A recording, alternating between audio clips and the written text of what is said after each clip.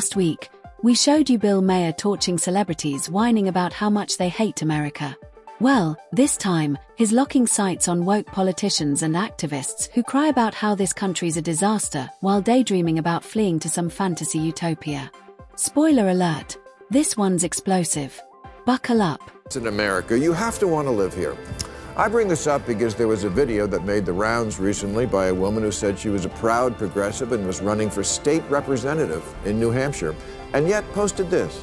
Is there a place we can move that people would be happy to have us, that we're not gentrifying or colonizing?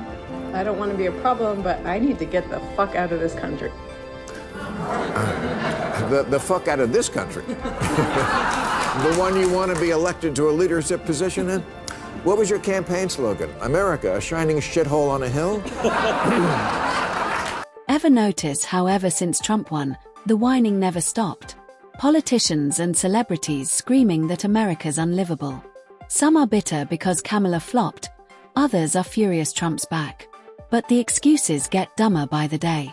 Like this woman in New Hampshire who said she hates America because it's colonizing other people. That's not just nonsense, it's anti-common sense. Is Maher's question, and it's a good one. If these politicians despise America so much, why are they even running for office here? Their excuse: we want to change it. But since when do you have to hate something to improve it? That's not leadership, that's theater. Fake outrage, fake speeches, fake sincerity.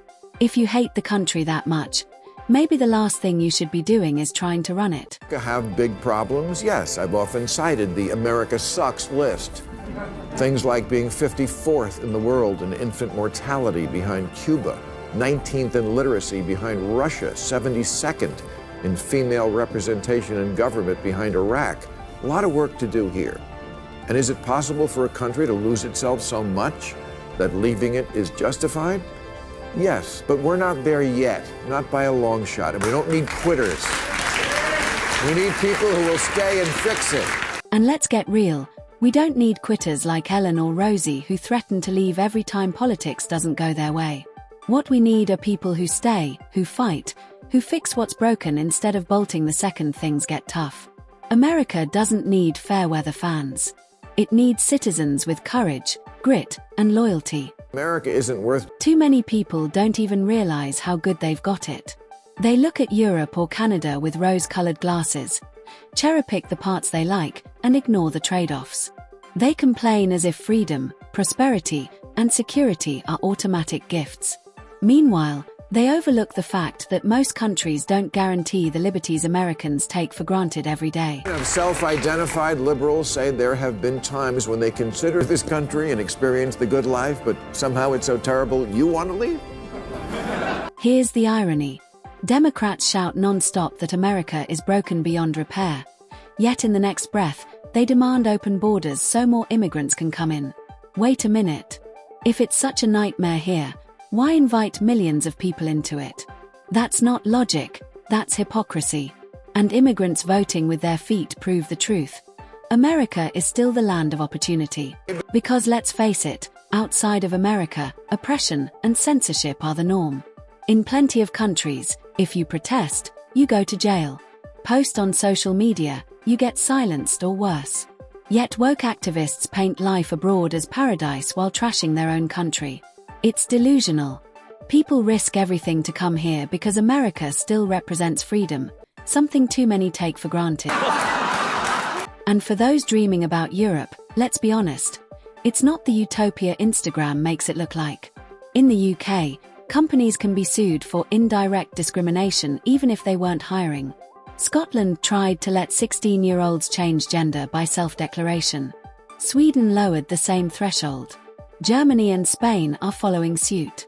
Europe's got its own brand of woke, and it's not always pretty. The list of great expat destinations because of all those stories on CNN about how you can buy a house in a quaint Italian village for $1, except it's not a house in the way we think of one, as a structure with plumbing and electricity and a roof. When these places were built, the Leaning Tower of Pisa was still straight.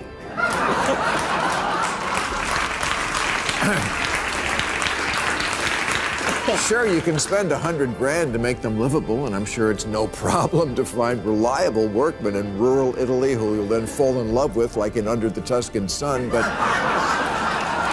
but the media doesn't show you that. They sell glossy fantasies of Paris cafes and Italian cobblestones, ignoring the reality: sky-high taxes, heavy regulations, cultural tensions, and limited freedoms. People fall in love with travel blog illusions, then get smacked by reality when they actually live there. Turns out utopia has plenty of cracks. Blogs and glossy magazines make every foreign country look like heaven, as long as it's not America. But they never mention the darker truths. Nations where free speech is restricted, where same-sex relationships are illegal, where women's rights are stripped away. They skip all that to sell you a postcard fantasy. Meanwhile, the same liberals bashing America worship these paradises they barely understand. Here's the irony: if America's so awful, why is the world still desperate to get here? America's not perfect, but it's still the freest, most opportunity-rich nation on earth. And instead of tearing it down, maybe it's time to roll up our sleeves and build it up.